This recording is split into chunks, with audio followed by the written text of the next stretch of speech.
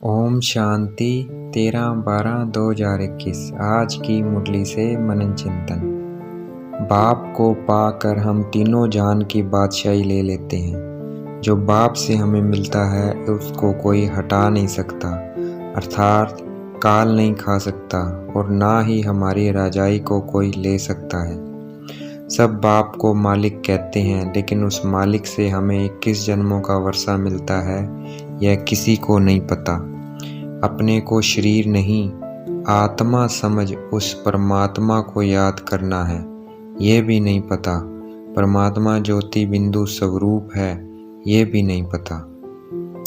जब तक साफ बुद्धि और देही अभिमानी नहीं बनेंगे तब तक ज्ञान रतन बुद्धि में ठहर नहीं सकेंगे।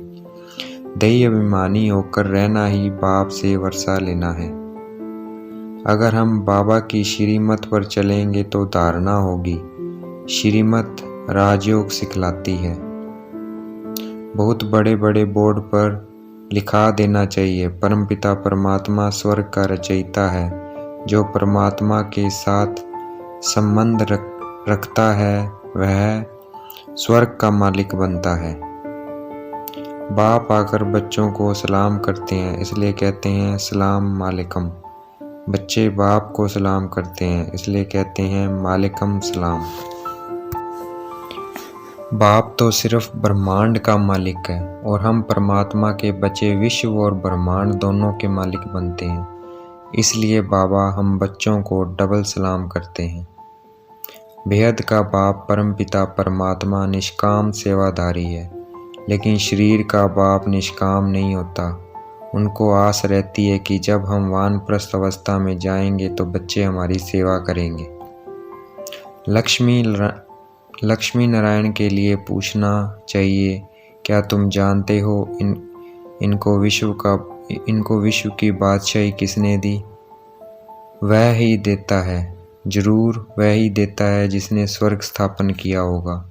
और लक्ष्मी नारायण ने ये वर्षा पाया श्रीमत पर चलने से। जब तक निर्विकारी होकर नहीं रहेंगे तब तक यह अविनाशी ज्ञान धन बुद्धि में नहीं बैठेगा, अर्थात धारण नहीं होगा।